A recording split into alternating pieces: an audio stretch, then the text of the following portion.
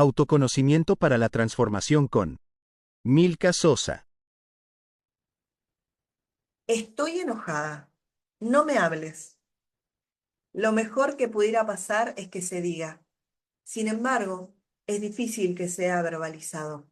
Por lo general nos damos cuenta de que la persona está enojada por la cara, porque se mueve de una determinada manera, y es entonces cuando aparece la pregunta inevitable: ¿qué te pasa? Ante la respuesta obvia, nada.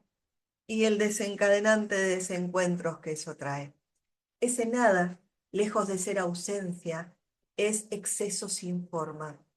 La realidad es que necesitamos hablar de los 5 errores que debemos evitar y de las responsabilidades que tenemos como ya sea los protagonistas del enojo o los receptores del enojo.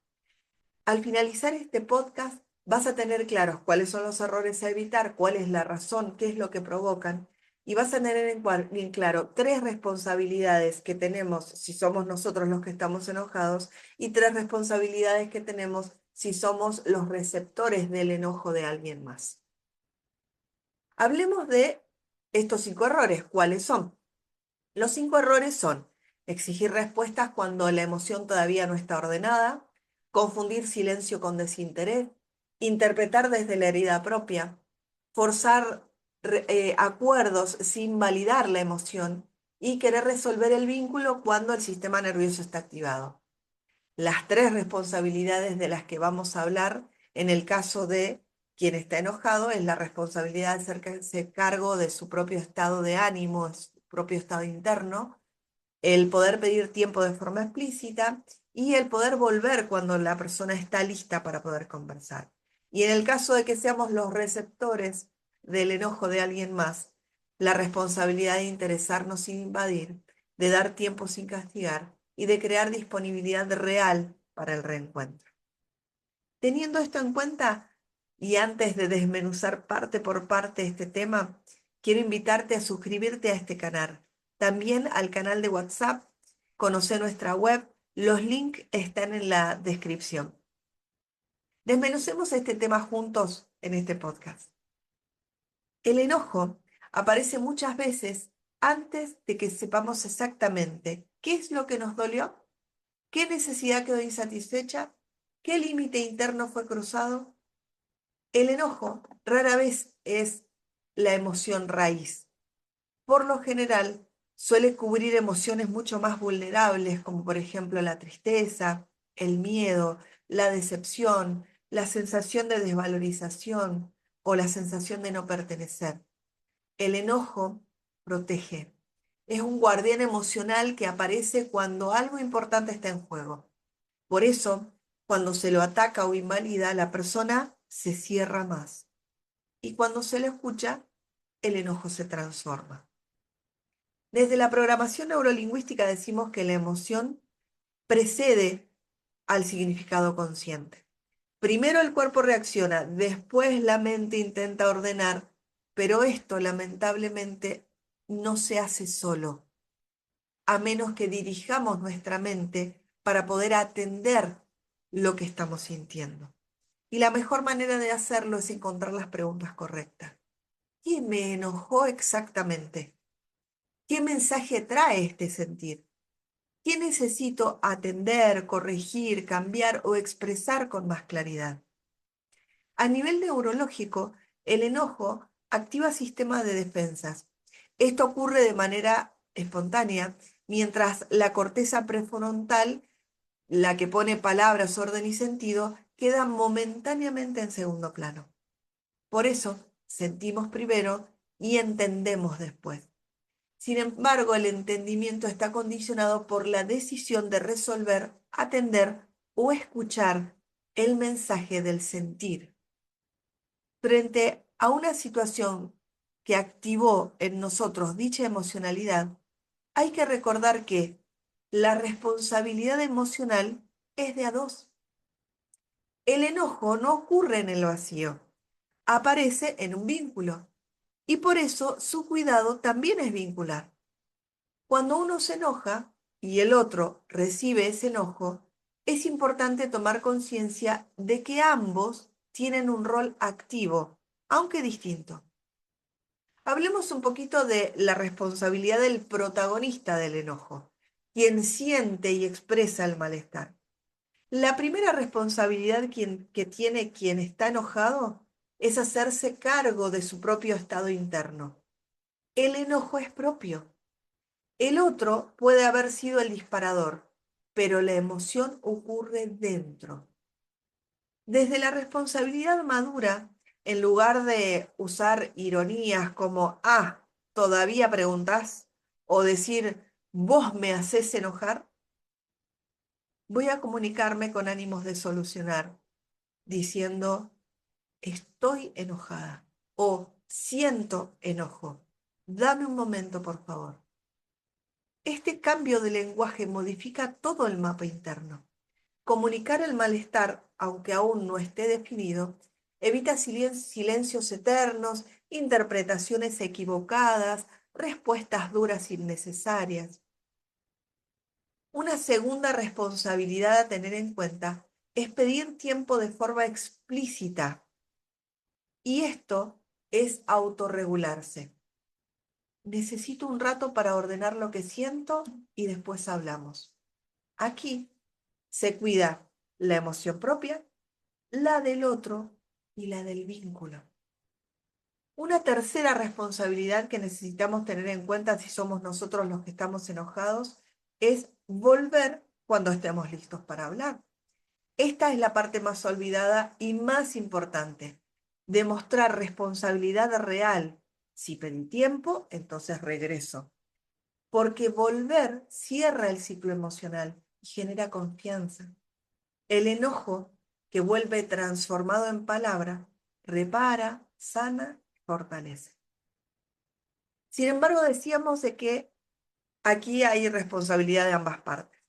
En este caso, hablemos ahora de la responsabilidad del interlocutor, de quien recibe el enojo.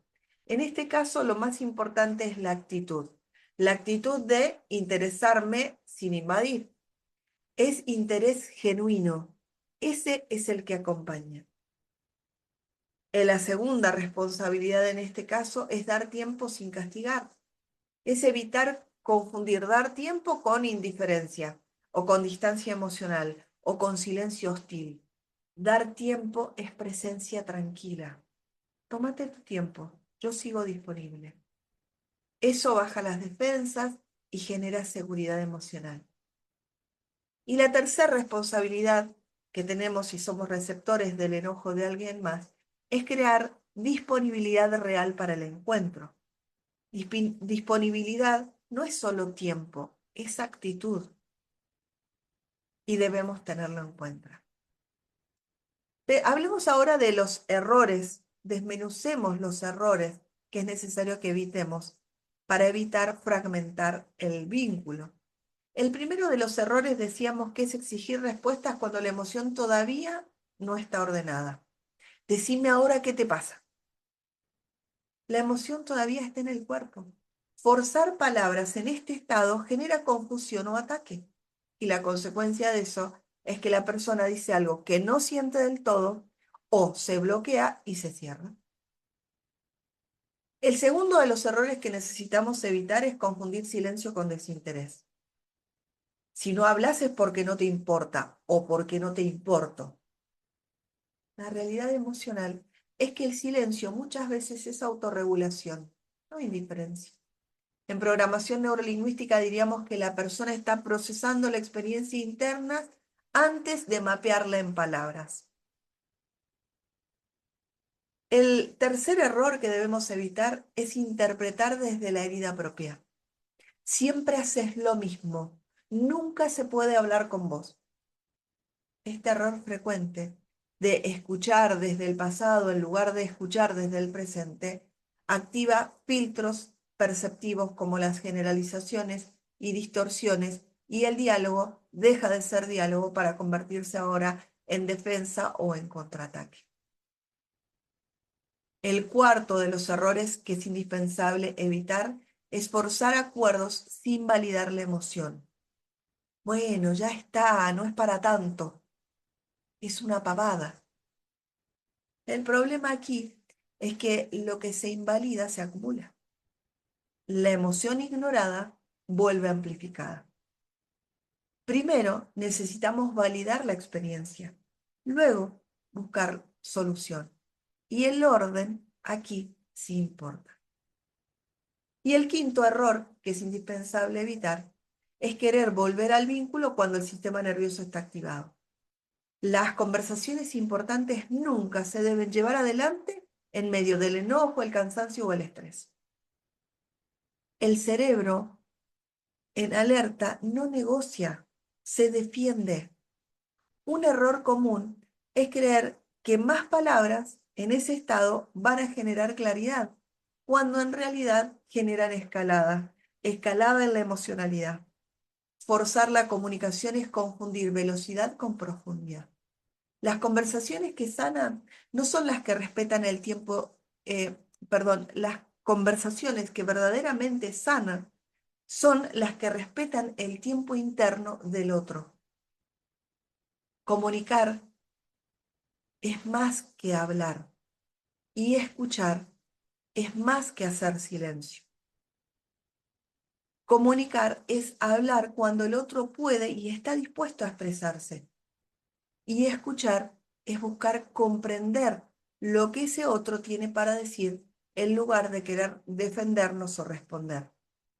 Sí, quiero que guardes esto. Anótalo, hacelo un cuadrito. Es indispensable que comencemos a escuchar para comprender lo que el otro necesita expresar en lugar de escuchar para responder o para defendernos. Cuando el enojo se define, entonces deja de gritar. Deja de haber un grito interno. Cuando ese proceso se respeta, el enojo se convierte en límite, en pedido, en conversación adulta. Y ese nada del que hablábamos antes, a veces suele significar, no sé todavía cómo decirlo, o suele significar, si hablo ahora voy a lastimar, quiero evitar discutir, me siento insegura para expresar lo que siento. Ese nada es una pausa emocional. En programación neurolingüística diríamos, la experiencia interna todavía no es codificada en lenguaje, todavía no ha sido puesta en palabras. Comprendiendo estos puntos, ahora el famoso nada se transforma en ahora sé cómo decirlo. ¿Podemos hablar? Dan Roan dijo, quien mejor define el problema es quien tiene más probabilidades de resolverlo. Esa es la verdadera fuerza de la claridad. Y esa claridad es la que es indispensable que tengamos con nosotros y con nuestra pareja o con la persona que sea que estemos enojados. Pero la claridad empieza por atender lo que nos pasa internamente, a cada uno de nosotros, desde adentro. Busca esa claridad.